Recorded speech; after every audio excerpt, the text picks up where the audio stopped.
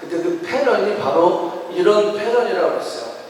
거룩한 질서를 세우시고, 그 다음에 하나님의 거룩한 질서 위에 임하시고, 그 다음에 축복으로 나가든지 심판으로 나가든지 둘 중에 하나로 나아가는 이 패런이 성경 전체에 흐르고 있다라고 말씀을 드렸어요. 하나님은 선하시고 God is good. 하나님은 거룩하시고 God is holy. 예? 그 다음에 하나님은 영이시고 Spirit. 그리고 하나님은 빛이시고 지존하시며 광대하시며 창조주이시기 때문에 하나님의 영광이 머무는 곳은 거룩한 질서가 있지 아니하면 머무실 수 없다라고 하는 게 전제가 되는 거예요. 하나님 임재해 주세요. 임재가 안 돼. 왜냐하면 내 안에 뭐가 회복이 안 됐어요? 거룩한 질서가 회복이 안 됐기 때문에 하나님 영광이 임할 수가 없다라고 합니다. 성령은 우리 안에 계시죠. 그게 어떻게 강하게 역사하느냐, 지금 미미하게 역사하느냐. 그건 왜 그러냐면 우리 육체의 소욕을 계속 따라가는 사람들은 이분도 우리가 크리스찬임에도 불구하고 세상적 크리스찬의 삶을 살아가는 거예요. 예. 왜? 내 안에 스피릿이 있지만 육체의 소욕을 따라가니까 이게 커지고 영적인 게 슈링크 되는 거예요. 작아지는 거예요. 그러니까 영적인 음성 가운데 팔로우가 안 되는 거예요. 왜? 육적인 소리가 더 크거든. 이게 더 크니까. 그러니까 하나님의 영광이 이 육적인 삶이 커진 상태에서 거룩한 질서가 회복되지 않았어요. 하나님이 전적으로 모든 그 홀리 그라운드 그것을 내 삶 속에 만들지 않은 상태에서 하나님이 임재하실 수 없다라고 합니다.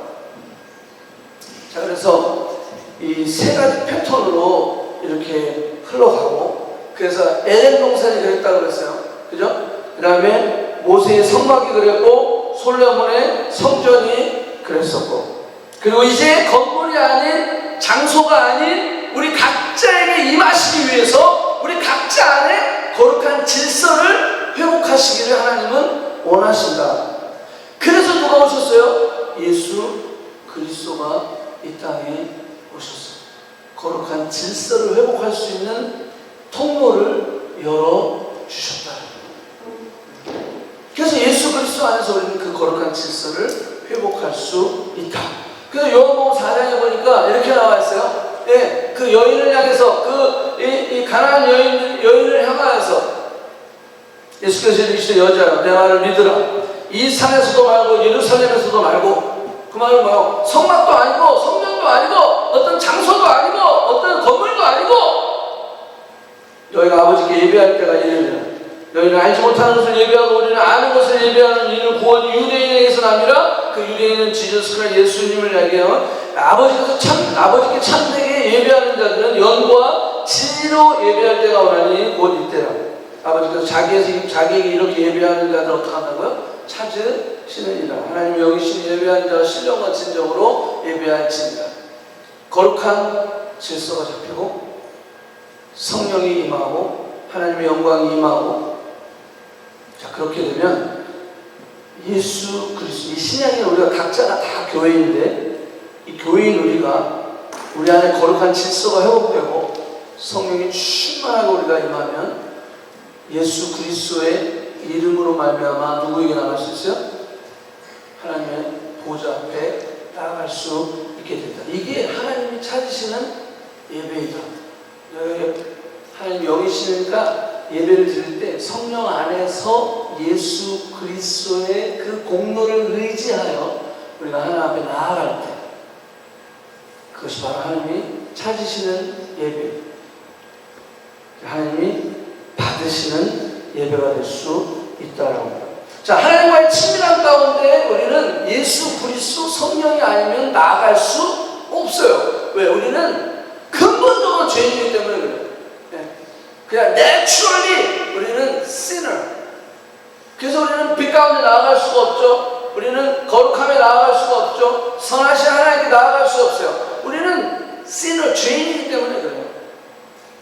그래서 성령 안에서 예수 그리스도 이름으로 예수 그리스도의 공로로 말미암아 우리는 하나님께 나아갈 수 있게 되었다고 하는 거예요. 자, 예배를 드리고 말씀을 보고 찬양을 하고 수련회를 가고 선교를 가고 왔지만 여전히 답답하고 막혀있는 상황은 바로 근본적으로 거룩한 질서가 내 안에 회복되지 않았기 때문에 그래요. 이게 포커스가 돼야 된다는 거예요. 우리가 왜 예배해요? 우리가 왜 기도해요? 우리가 왜 어떤 수련회를 가고 우리가 코스타를 가고 선교를 가고 하는 그 모든 그 이벤트는 이벤트로 끝나면 안 되고 그 이벤트를 통하여서 그 상황들과 현상들과 집회들과 그 시간들을 통하여서 우리는 거룩한 질서가 회복되어져야 된다. 자, 그 얘기를 어제 계속 했어요. 홀리그라운드가 만들어지지 않는 상태에서 절대로 하나님의 임재와 영광을 볼 수 없다는 거예요. 물론 사울은요 그 준비 안 됐는데 사울은 봤잖아요. 이게 얘기할 수 있어요. 사울도 약간 맛을 봤죠. 하나님의 그 거룩함, 하나님의 그 강하신 빛을 그건 경험을 했어요. 조금 경험을 했어요. 그 조금 경험을 했는데 그는 그 평생을 하나님께 드릴 수 있었어요. 그냥 조금 그것도 하나님의 직접적인 빛이 아니라 그 표현이 그랬어요. 사울아 사울아 네가 왜 나를 핍박하느냐. 하나님을 본 거예요? 누굴 본 거예요? 예수님을 본 거죠. 성경에는 26장 그 사도행전 26장에 보면 13절에 왕이요 정오가 되었어요. 근데 하늘로부터 해보다 더 밝은 빛. 해보다.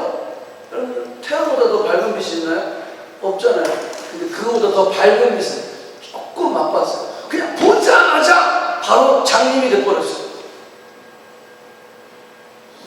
여러분 이 정도로 하나님의 임재는요 그냥 요만큼만 맛봐도 우리는 그냥 꼬꾸라져요. 그리고 그 인생이 달라지는 거예요. 그럼 나는 뭐지? 왜 이렇게 나는 안 변하지? 왜 이렇게 나는 모태신앙인데도 왜 이렇게 나는 여전히 내 중심, 내 계획, 이런 어떤 자아가 아직 살아있지? 저 여기 고민이 돼야 되겠죠. 그런데 우리가 위로받을 수 있는 것은 뭐냐면 시몬 베드로가 야 사람들이 나를 누구로 하느냐 그랬을 때 선지자입니다 누굽니다 할 때 너희들은 나를 누구로 하느냐. 그 시몬 베드로 주는 그리스도시요 살아계신 하나님의 아들입니다 라고 고백을 했어요. 고백을 했잖아요. 그럼 걔네 베드로가 크리스찬이 됐잖아요. 구원 받은 거예요. 그는 구원 받았는데 베드로가 그 다음에 어떻게 됐어요? 예수님을 3번 부인했어요. 3번 부인했어요. 그러고 나서 진짜 베드로의 그 터닝 포인트는 어디였냐면 오순절의 역사였어요. 오순절의 역사에 하나님의 임재를 조금 경험한 거야. 그랬더니 베드로의 인생이 바뀌기 시작합니다. 여러분 우리가 왜 안 바뀌었을까요? 그럼 구원을 못 받아서가 아니에요. 여러분들 이미 예수 그리스도 Jesus is my Savior Lord로 고백한 사람들, 마음으로 믿어 의에 이루고 입으로 시인해서 구원을 받은 사람들, 영접한 자고 고인을 믿는 자들에게 하나님의 자녀가 되는 권세를 주셨다라고 주님 말씀하셨기에 우리가 그 믿음이 있고 그 고백이 있고 그래서 정말로 내가 어떻게 하든지 그렇게 안 되지만 주님을 팔로우하고 따라가려고 애쓰는 그 중심이 있는 우리 모두에게는 구원이 있는 거예요. 근데 왜 안 변하죠? 여전히 넘어지죠? 그리고 오순절 역사가 우리에게 반드시 필요하기 때문에 그건 구원 때문에 필요한 것이 아니에요. 우리가 정말 일상에서 하나님의 나라를 세우고 하나님의 부르심과 하나님의 사명과 하나님의 목적과 비전을 따라 살아가기 위해서는 반드시 펜테코스트가 우리 인생의 펜테코스트가 있어야 된다는 거예요. 자, 그러려면 홀리 그라운드가 만들어져요. 그게 안 만들어져요. 우리 안에. 그게 안 만들어져서 평생 안 만들어져서 죽는 사람이 있어요. 그러면 그 사람은 정말로 하나님을 믿었지만 하나님의 자녀가 됐지만 하나님이 주신 사명을 하나도 못 이루고 가는 거야. 부끄러운 구원. 부끄러운 구원을 받는. 자, 여러분 오순절의 역사, 이 오순절의 역사를 보면 이 거룩한 질서가 만들어지는 것들을 볼 수가 있어요. 자, 사도행전 2장에 보면 자, 저들이 다 같이 한 곳에 모여 있었다는 거예요. 한 곳에 모여 있어서 계속 기도하기 힘썼다는 거예요. 자, 요거 디테일하게 설명 안 할 거예요. 이미 다 했기 때문에. 자, 한 곳에 모였어요. 자, 하나님이 생각할 때 이 120명은 열흘이 아니라 한 달, 1년을 하나님이 펜테코스트, 오순절의 역사를 아주 기다리고 그대로 있어도 이 120명은 있을 사람이었던 거예요. 그냥 죽기를 각오하고, 여러분들 500명이 넘는 사람들 예수 그리스도 승천하시는 걸 봤어요. 그리고 그 소리를 들었어요. 예루살렘을 떠나니까 말고 아버지가 약속한 성령을 기다리라. 몇 날이 못 되어 너희가 성령을 선물로 받으리니 오직 성령이 너희에게 임하시면 너희가 권능을 받고 예루살렘과 온 유다와 사마리아 땅끝까지 내 증인이 되리라. 주님 말씀하셨어요. 그래서 500명이 넘는 사람이 들었단 말이야. 그러니까 그 사람들은 어디로 갔겠어? 그 성령을 기다리러 갔겠지. 근데 하루가 지나면 한 100명 떨어져 나가고, 하루가 지나니까 한 200명 떨어져 나가고, 계속 떨어져 나가는 거야. 왜? 현실이 있잖아. 현실이 있지. 먹고 살아야지. 공부해야지. 일해야지. 몸이 아프잖아. 지금 상황이 너무 관계가 힘들고 어렵잖아요. 자, 그러니까 떨어져 나가기 시작하는 거야. 그냥 계속 떨어져 나가기 시작하면서 120명이 남았던 거지. 근데 그 120명은 하나님 딱 중심을 보니까 이놈들은 끝까지 안 넘는 거예요. 자, 이게 뭐라고요? 거룩한 질서가 회복됩니다. 전적으로 하나님 앞에 의탁하고, 전적으로 나는 죽었습니다. 나는 없습니다. No matter what, I will be here until you came. 그런 각오가 그들에게 있었다. 이게 뭐냐면 거룩한 질서가 회복됩니다. 여러분들, 오순절의 펜테코스는요, 그 어떤 이벤트, 그 현상으로 우리는 그냥 끝내버리면 안 돼요. 이게 위대한 이유는 그 이후의 삶이 바뀌었다는 거예요. 거기에 포커스가 있어야 돼요. 우리가 때로는 이때 오순절처럼 이렇게 막 불같이 임하고 막 각사람 위에 임하고 막 이런 게 안 보여질 수도 있다. 현상, 그게 아닐 수도 있어요. 다양하게 역사하시니까. 그죠? 말씀을 보다가 그럴 수도 있고, 찬양을 하다가 그럴 수도 있고, 다양하게 하나님이 역사하실 수 있는데, 중요한 건 뭐냐면 그 이후의 삶이잖아요.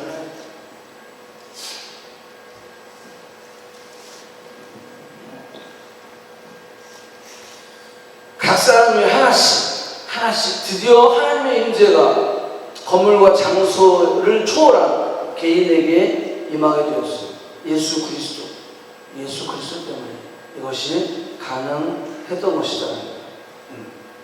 자, 여기 여러분들 거룩한 질서를 유지하기 위해서 하나님은 그 무질서를 쫓아버리시는데 그냥 내두지 않아요. 하나님은 제가 어제도 얘기했지만 그냥 대충 하시지 않아요. 그죠? 거룩한 질서를 잡기 위해서 정확한 하나님의 기준이 있단 말이에요.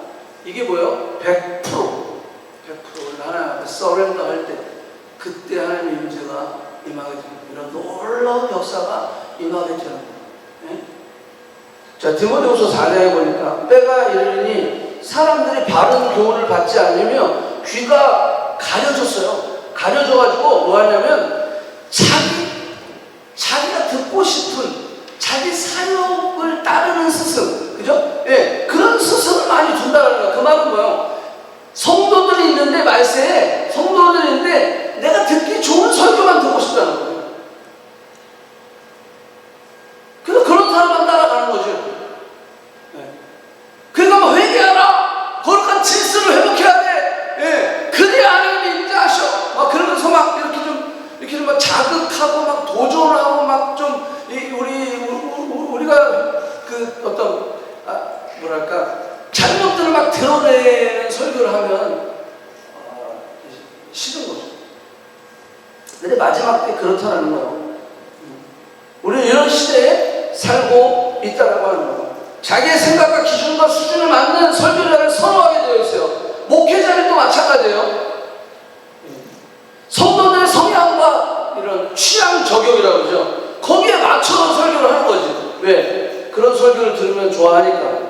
입맛에 맞는 메시지를 선포하여 대중의 마음과 인기를 끄는 그러한 일에 목사들도 신경을 쓰는 거예요. 몰두하게 되는 거예요. 그동안 자신이 쌓아놓은 어떤 이런 것들을 레퓨테이션, 그것을 무너뜨리고 싶지 않은 거죠. 그걸 유지하고 싶은 거죠. 그래서 이런 좀 어렵고 힘든, 도전하고 막 그냥 막 회개의 메시지를 전하고 막 이러면 그게 자신의 자리를 위협할 수 있기 때문에 그런 걸 안 하는 거죠. 자, 제가 이런 생각을 해봤어요. 야, 목사도 그렇고 교회도 그렇고, 우리 뭐 보면 이 시커스 그 월십 서비스 있잖아요. 그 구도자를 위한 예배, 그죠? 좋아요. 뭐 아주 좋아, 훌륭해요, 필요해요. 근데 거기에 뭘 좀 생각을 해봐야 되냐면, 우리는 왜 이 시커스, 우리가 사람들에게는 민감하면서 왜 하나님께는 민감하지 않을까? 사람 중심으로 뭔가 프로그램을 짜고 나가는데 왜 하나님은 생각을 안 할까? 이게 우선이 돼야 되는데, 이게 우선이 돼서 이 프로그램이 나가야 되는데, 우리는 사람들에 대한 그 민감함은 있지만 하나님께 대한 민감함은 없다라는 거예요. 사람에게 대한 두려움은 있는데 하나님께 대한 두려움은 없다라고 하는 거예요. 하나님은 사랑이시니까 그냥 캐주얼하게 이해하시겠지? 라고 그냥 넘어가 버린다는 거죠. 자, 그래서 거룩한 질서가 회복되지 않는 거죠. 우리 안에 항상 뭐가 있어요? 네, 항상 내 중심이 있고 내 생각이 있거든요. 네. 늘 예배 드리고 늘 우리가 기도하고 늘 찬양하고 하면서도 내 중심, 내 계획, 내 플랜, 내 게 있단 말이죠. 그러니까 결국은 거룩한 질서가 회복되지 않는 거죠. 자, 그래서 이 현실에 대한 현실의 대화를 요엘서 2장에서 이렇게 이야기하고 있어요. 마지막 때가 돼서 내가 영을 부어주겠다라는 거예요. 내 자녀들의 뭐 장래를 말할 것이고, 늙은이들은 꿈을 꾸며 내 젊은이들은 이상을 볼 것이고, 그때 내가 또 내 영을 남종과 여종에게 부어줄 것이며. 여러분들, 여기 이게 만민이라고 해서 만민에게, 그죠? 내 영을 만민에게 부어주는, 그러니까 아무에게 막 부어준다는 뜻인가요? 그거 아니에요. 여러분 잘 보세요. 만민은 아무나 얘기하는 게 아니에요. 여기서 만민은 어떤 거냐면, 이 만민에는 조건이 있는데, 이 만민이라는 것은 어떤 특정인만 부어주는 게 아니라 모두에게 부어주시는 돼. 그렇지만 조건이 있다는 거예요. 그때 당시 사람들은요, 선택받은 사람만 하나님이 구원하신다라는 착각을 가지고 있었거든요. 젠타일, 이방인들은 구원을 못 받는다는 생각을 갖고 있었어요. 그러니까 만민에게 부어준다는 것은 하나님이 노매로와 어떠한 그냥 이스라엘 백성들, 이방 사람들, 여자든 남자든 노인이든 애들이든 하나님이 부어주신다는 거예요. 그렇지만 조건이 있다는 거예요. 32절에 나와 있어요.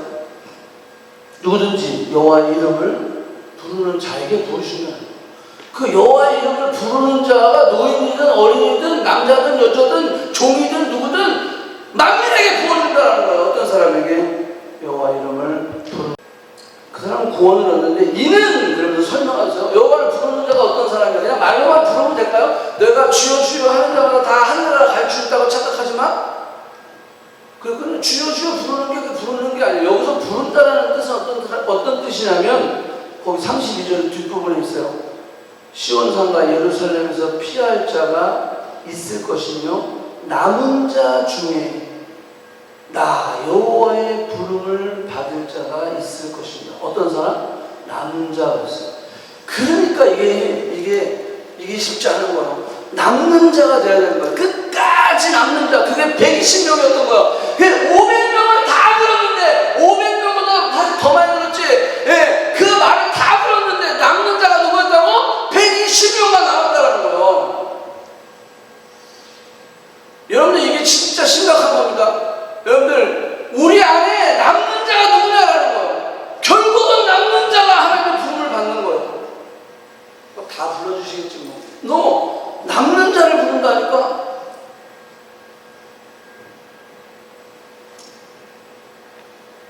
120명 중에는요, 노인도 있었어요. 남녀가 여종도 있었어요. 애들도 있었어요. 청년들도 있었어요. 예, 그 120명에게 하나님께서 성령의 역사하신 하나님의 임재와 영광을 부어주실 때 그 남는 자, 그들에게는 남녀노소 빈부 귀천 상관없이 그 남는 자가 여호와를 부르고 찾을 때 그들이 전심으로 120명이 모여서 전심으로 기도하며 예수 그리스도께서 말씀하신 것을 순종하며 기다릴 때 그들은 그 영광을 볼 수 있었다는 거예요. 자, 이렇게 되면 좀 심각해지죠. 나는 과연 남을 수 있을까?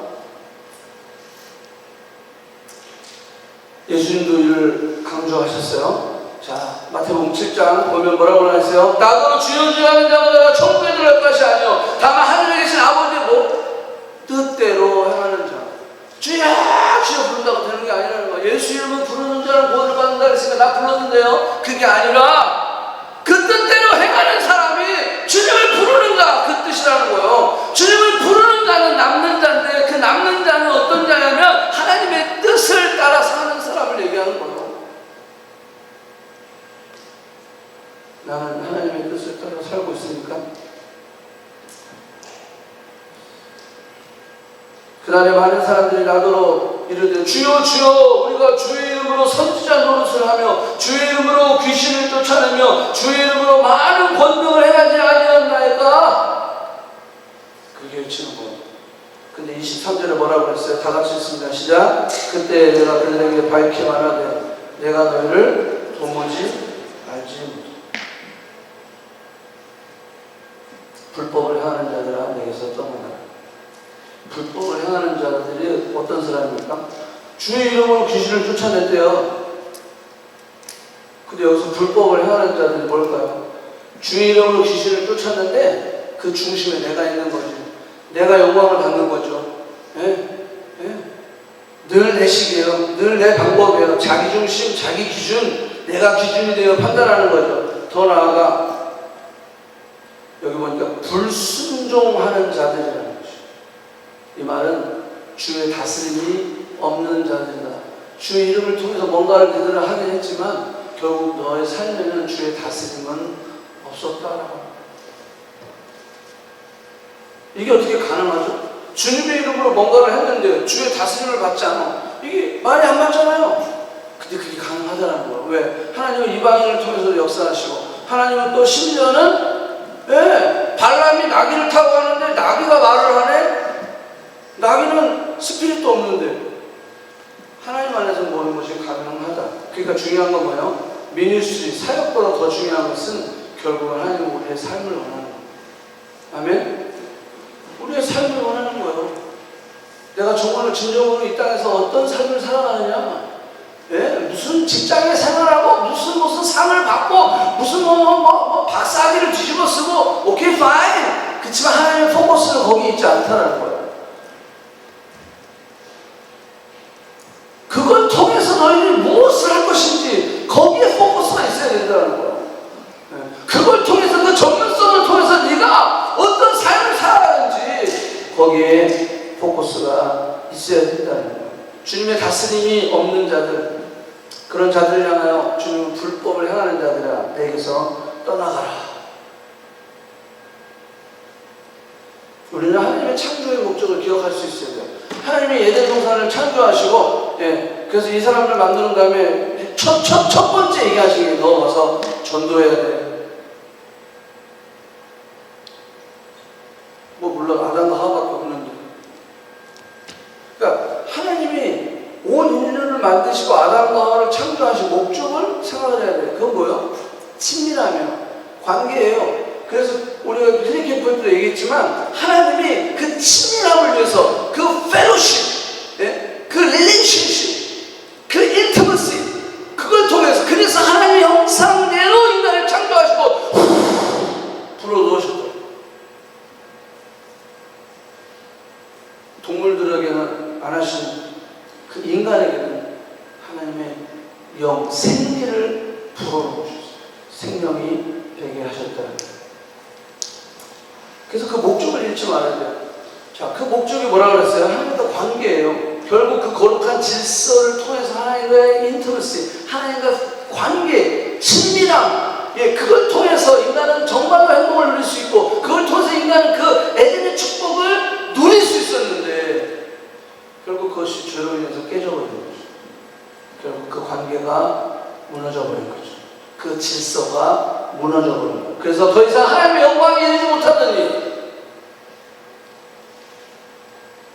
심판의 결과를 대면하게 된 것들을 우리가 볼 수가 있어요. 자, 그래서 결국 남는 자, 즉 하나님의 임재와 친밀함 가운데 거하는 자들은 우리가 하나님의 뜻에 얼마나 순종하는가, 거기에 달려있다. 하나님 아버지의 뜻대로 행하는 자, 순종하는 자, 그들이 바로 남는 자다라는 거예요.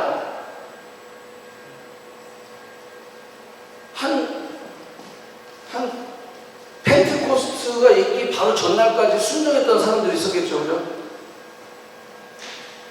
근데 그거는 순종을 며칠 했지. 그렇지만 온전한 순종이에요, 아니에요? 아니죠, 그죠? 아니에요. 왜냐하면 자기가 그 기다림의 리미트를 누가 결정했어? 내가 결정했잖아. 나는 일주일만 기다릴 거야. 나는 오늘까지만 기다릴 거야. 그리고 아니면 난 간다. 그 간다라고 했을 때 그 마음은 어떤 거죠? 바로 불순종으로 돌아오는 거예요. 우리가 하나님의 그 역사하심, 하나님의 시기를 내가 리밋하면 결국은 그동안 기다렸던 거, 그 결과, 결국은 파이널리 불순종인 거예요.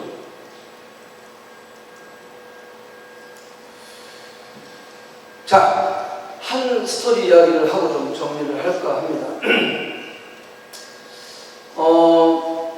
하나님의 임재를 상징하는 그 구약의 대표적인 그 성막과 성전 그 안에 들어가 있는 most holy place에 있는 것이 ark, 하나님의 법궤. 여러분들 이스라엘 역사상 딱 한 번 그 법궤를 뺏겼어요. 그게 언제냐면 엘리 제사장 때였어요. 엘리 제사장 때 그 법궤를 뺏겨버렸어. 이 엘리 제사장이, 이 엘리 제사장 때 하나님의 말씀이 흉흉했더라. 하나님의 말씀이 없었다는 거야. 그 말은 뭐냐면 하나님의 영광은 점점 사라져 없었어. 자, 이때 엘리 제사장의 아들 홈리와 비누아스가 블레셋과 전쟁을 치르는데 이게 밀리거든. 밀리니까 안 되겠다. 우리가 이거 사기를 좀 업시키기 위해서 법궤를 가지고 오죠. 법궤를 갖고 오면 이길 줄 알았어요. 근데 하나님의 영광이, 여러분들 아무리 좋은 것도, 아무리 훌륭한 건물이라도, 아무리 뭐 수백억을 지고 만든 교회라고 할지라도 그 교회에 하나님의 영광이 없으면 무슨 소리지? 여기서 그거예요. 법궤가 아주 엄청난 하나님의 그 임재를 상징하는 그 법궤가 그 이스라엘이 블레셋과 대치한 그 진영 안에 있을지라도 하나님의 영광에 떠나버리면 법궤는 뺏기는 거예요. 법궤가 부족입니까? 우리가 좀 그렇게 착각할 때가 있거든요.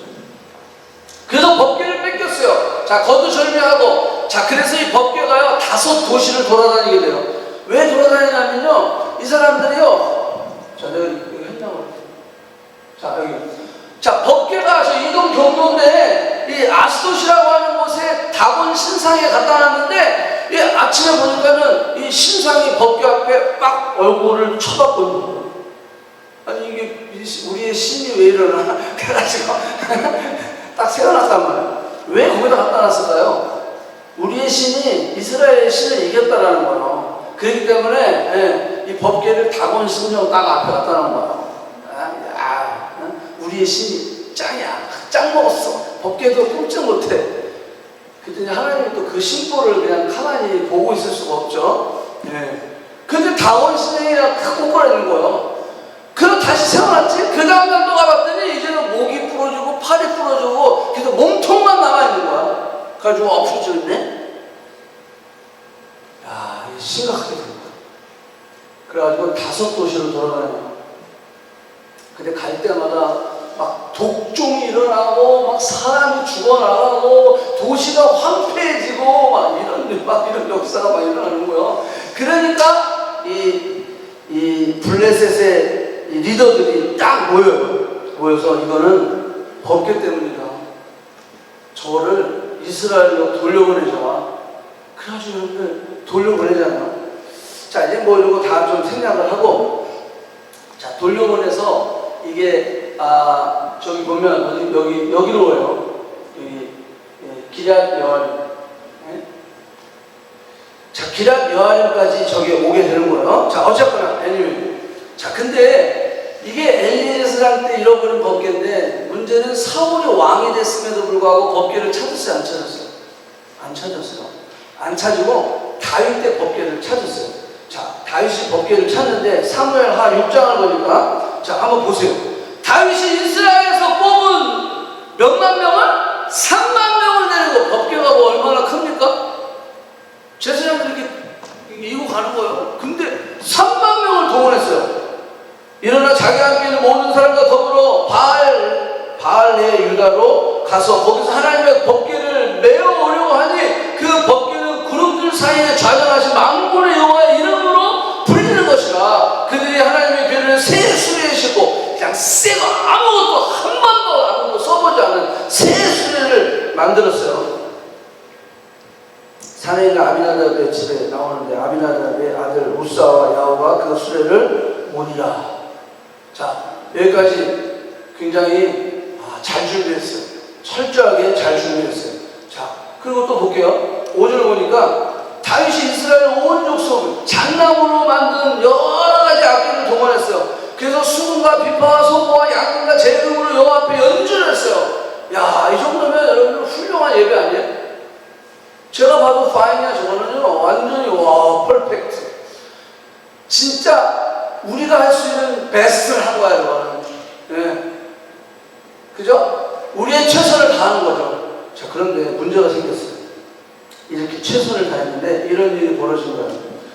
자, 그들이 나곤의 타작마당에 이르러 소들이 뛰었어요. 그 우사가 손을 들어 하나님의 길을 붙들었어요. 여호와 하나님이 우사가 잘못함으로 말미암아 진노하사 그를 그곳에서 치시니, 그가 거기 하나님 곁에서 뭐했다?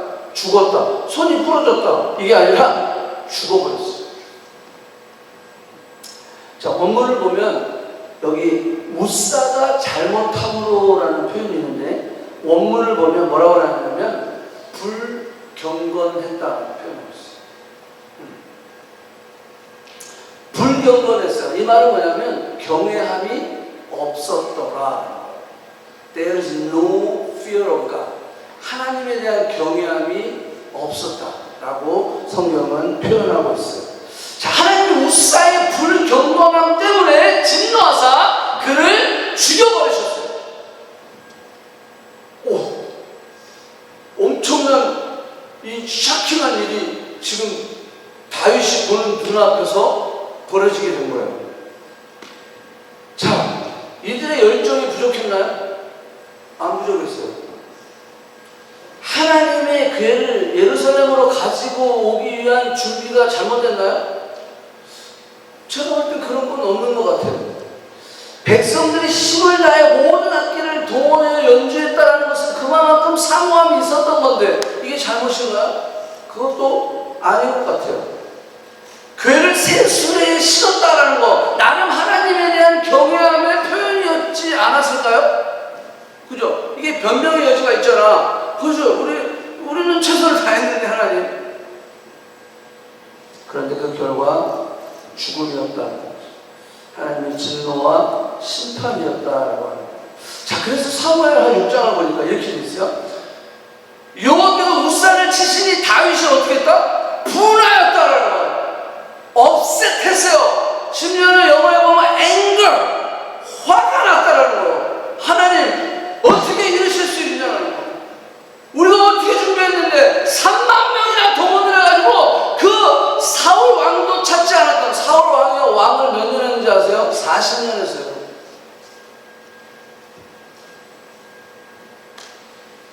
사울 왕이 하나님도 찾지 않았는데, 내가 왕이 돼가지고 이제 5장에서 왕이 되고 6장에서 내가 하나님을 찾았는데, 그 말은 뭐야? 바로 찾은 거예요. 바로.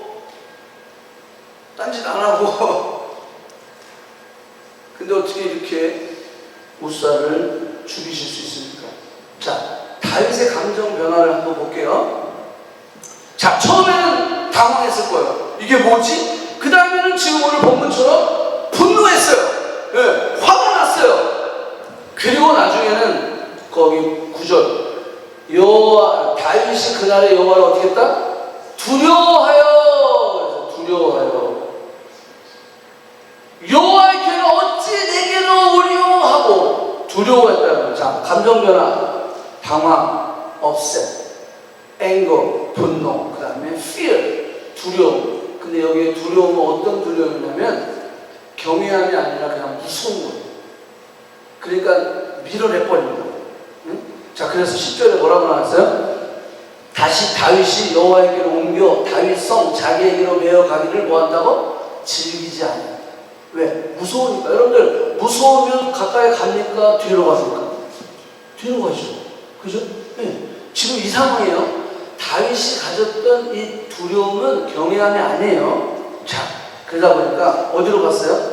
오벳 에돔의 집으로 간 거예요. 자, 그런데 문제는 네? 여기 오벳 에돔의 집에 갔는데 이 오벳 에돔의 집에 갔는데 오벳 에돔의 집에 엄청나게 복을 받기 시작한 거야. 그 다윗이 이거 뭐지? 그러면서 자신을 돌아보게 되는 거예요. 자, 여기 출애굽기 20장에 보면 이런 말이 있어요. 자, 하나님의 임재가 임하니까 거기는 두 가지 반응이 나타나는데, 예, 축복과 심판으로 나눠진다고 그랬잖아요. 근데 하나님의 임재가 임하니까 이 마음에 두려움이 있는 사람들, 마음에 거룩한 질서가 회복되지 않은 사람들, 내 마음에 여전히 내 죄가 있는 사람들은 어디로 가요? 뒷걸음질을 치게 됩니다. 그죠? 백성이 뒷걸음질 치는 거야. 멀리 서서. 그런데 모세는 어떻게 한다고? 하나님이 계신 흑암으로 가까이 가니라. 아멘. 여러분, 이 차이죠.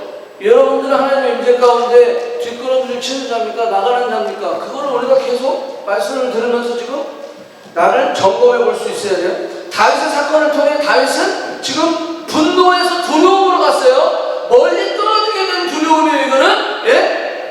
그런데 사무엘하 6장을 보니까 하나님이 오벳에돔의 집에 엄청나게 축복을 해준 거예요. 그러니까 12절에 뭐라 그랬어요? 어떤 사람이 다윗에게 생각하는데 여호와께서 하나님의 괴로 말미암아 오벳에돔의 집에 그 모든 소유에게 복을 주셨다는지라 다윗이 가서 하나님의 괴를 기쁨으로 메고 오벳에돔 집에서 다윗성으로 올라갔어요. 자, 이거는 굉장히 롱 스토리를 짧게 지금 기록한 거예요. 자, 여기서 다윗의 감정이 어떻게 바뀌었어요? 두려움에서 경외함으로 바뀌게 돼요. 자, 이 감정 변화를 우리가 잘 생각해 봐야 돼요. 그래서 우리 안에 때로는 하나님이 우리에게 친밀함을 위해서 아까 우리가 처음 고린도 후서 말씀을 읽었던 것처럼 내가 죽을 것 같은 사형 선고 받는 것 같은 상황 가운데 있었지만 그가 내가 의지하는 나를 의지하는 자로 나를 의지하는 자가 되지 아니하고 하나님만 의지하는 자로 만들기 위해서 나를 그렇게 했다라는 거예요. 그래서 결국 우리가 하나님을 더 의지합니다.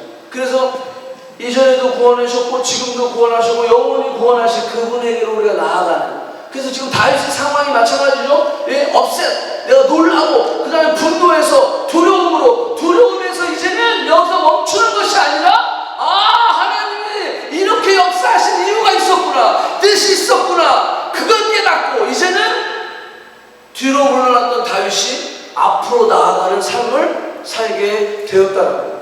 여러분, 우리의 삶이 이렇게 돼야 됩니다. 우리의 삶이 이렇게 하나님 앞에 나아가는 삶이 돼야 돼요. 그러기 위해서 우리의 삶 속에 뭔가 하나님의 그 핀포인트가 필요하다는 거예요. 그게 언제 될지는 I don't know. 근데 우리 안에 그런 사모함이 있어야 돼요. 그 핀포인트가 우리에게 있어야 돼요. 그 변화의 그런 타이밍이 우리에게 있어야 됩니다. 그게 빠를수록 좋은 거야. 그때 우리가 기도하는 하나님, 내게 그 상황, 그런 깨달음이 있게 해주세요. 그런 만남이 있게 해주세요. 그런 경험이 있게 해주세요. 하나님, 그런 임재를 그러기 위해서 또 더 나아가서 내 안에 거룩한 질서가 회복하게 하여 주시옵소서. 자, 여기 보니까요, 다윗이 어떤 고백을 하냐면, 자, 한번 보세요. 자, 이제 막 거의 마쳤어요. 자, 역대상 13절. 다윗이 천부장과 백부장과 모든 지휘관과 더불어 의논하고 다윗이 온 회중에게 이르되 너희가 만일 좋게 여기면 여호와의 궤를 내가 갖고 올 거야. 자, 그러면 3절. 우리 하나님의 궤를 우리에게 옮겨오자. 사올 때는 우리가 그 궤 앞에서 묻지 아니하느니라 하면, 사올 때는 찾지 아니하였는데 이제 내가 찾는 거야. 그러니까 누구랑 의논했어요? 천부장과 백부장과 모든 지휘관과 의논해서 이렇게 메어 갖고 오자라고 결정을 내린 거예요. 자, 그런데 이게 13장이에요. 근데 한번 보세요.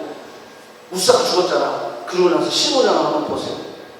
다윗이 이르되 레위 사람 외에는 하나님의 궤를 맬 수 없나니 이는 여호와께서 그를 택하시고 여호와의 궤를 메고 영원히 그를 섬기게 하셨음이라 하고, 그 다음에 뭐라 그러죠? 다음에 그들에게 이르되 다윗이 너희는 레위 사람의 지도자니 너희는 너희 형제는 몸을 성결케 하고 내가 마련한 곳으로 이스라엘의 하나님 여호와의 궤를 메고 올라올지라. 전에는 너희가 내지 아니하였으므로 우리 하나님 여호와께서 우리를 찢으셨으니. 자, 이제 깨달았죠. 왜 이런 일이 벌어졌는지. 순종을 못했고 내가 하나님의 불경건하게 했던 그 하나님의 궤를, 하나님을 경외하는데 하나님의 방법으로 하냐고 내 방법으로 했다는 거예요. 내 열심으로 했다는 거예요. 자, 요게 오늘 또 키포인트인 거예요. 하나님의 방법이 오늘 주제입니다. 오늘 제목입니다. 우리는 하나님을 예배할 때 하나님의 방법으로, 우리 하나님께 섬길 때 하나님의 방법으로, 하나님을 경외할 때 하나님이 원하시는 방법으로 해야 돼. 내 식대로 하면 그거는 불경건한 결과를 가져오게 됩니다. 2000년 11월 30일에 우리 아버지가 돌아가셨어요. 2000년 11월 30일에 돌아가셨는데 제가 2000년 5월달에 대학원 졸업식을 했어요. 그때 아버지가 오셨어요. 오랜만에 우리 아버지가 이제 여기 오셨으니까, 제가 하여간 95년도에 와가지고 2000년에 졸업을 했으니까 아버지가 처음 오신 거예요. 아버지가 그 해에 돌아가실 걸 저는 생각을 못했어요. 예, 좀 더 타시겠지 생각을 했죠. 근데 하여간 그 해 11월에 돌아가시는데 5월에 캐나다에 오신 거야. 그래가지고 캐나다에 오셨으니까 제가 또 아르바이트로 여행사를 했잖아요. 관광 가이드를 했거든요. 그러니까 뭐 우리 아버지 오셨으니까 어머니랑 모시고 퀘벡으로 몬트리올로 오타와로 막 그냥 열심히 돌아다녔어요. 근데 아버지가 하루는 지원아, 좀 그만 좀 돌아다니고 쉬자 해요. 제가 그때 뭘 깨달은지 알았어요? 내가 불효를 했구나. 나는 효도를 한다고 관광을 시켜드렸는데 내 방법으로 효도를 했구나. 아버지가 원하는 방법으로 효도를 해야 되는데 내 방법으로 하니까 아버지가 참다 못해가지고 나중에는 지연아 좀 쉬자 그렇게 얘기하는 거야. 내가 너 만나러 왔지. 이거 보러 왔니? 여러분 한번 잘 생각해 보세요. 내가 지금 내 식대로 지금 하나님을 예배하고 있지 않는가? 내가 지금 내 방법대로 지금 부모에게 효도하고 있지 않는가? 여러분들, 하나님은 지금 우리에게 그 얘기를 하시는 거예요. 하나님의 뜻을 따라 사는 삶이 하나님을 부르는 자고 남는 자인데, 그 남는 자는 내 뜻을 따라 순종하는 자인데 네 마음대로 하나님을 경외해. 네 마음대로 하나님을 예배하고 지 마음대로 해놓고 하나님한테 블레임하고. 다윗이 그랬잖아요. 내 마음대로 내 최선을 다했지만 하나님 왜 그러셨습니까? 하면서 막 분노하고 막 하나님을 막 두려워하면서 막 그러면서 막 그냥 그러니까 덮게 딴 데다 갖다 줬거든. 그래서 그냥 자기 집으로 갖다 버린 거야. 여러분들, 우리의 열심이 반드시 옳은 것만 아니에요. 우리의 열심이 반드시 하나님이 기뻐하시는 것만은 아니에요. 그래서 우리가 하나님의 말씀을 알아야 돼요. 여기 보여. 내가 지휘관들이랑 의논을 했어. 하나님의 법궤를 옮기는 일이 하나님과 의논을 해야 되는데 지휘관들이랑 의논해가지고 그래요. 술에는요 딱 사이즈는 이 정도가 좋을 것 같아요. 나무는 이런 질로 하죠. 뭐 하면서 막 엄청나게 막 베스트를 했을 거 아니야. 하나님 원하시는 노아에게 하나님 원하시는 게 뭐였어요? 방주 짓는 거예요. 그럼 방주 지어야 돼요. 노아가 방주 짓다 말고 망치 놓고 가가지고 전도하는 거예요. 회개하라! 이제 물로 심판할 거야. 하나님이 노아를 부르는 거예요. 야, 노아, 너 지금 뭐 했냐? 전도하고 있습니다. 제가 잘못했어요. 내가 회개할게요. 방주 지라니까. 하나님의 일은요, 지천에 깔려있어요. 하나님의 일은. 다 하나님의 일이야. 하나님의 이름으로 하는 거, 예수 그리스도 이름으로 하는 게 다 하나님의 일 될 수가 있어. 근데 하나님 나한테 원하시는 일을 하면 그거 하세요. 아멘? 그거 하세요. 세상이 이게 좋대, 저게 좋대, 괜찮아. 그거 갖고 하늘나라 못 가. 하나님 원하시는 하는 수준만. 아멘? 기도합시다.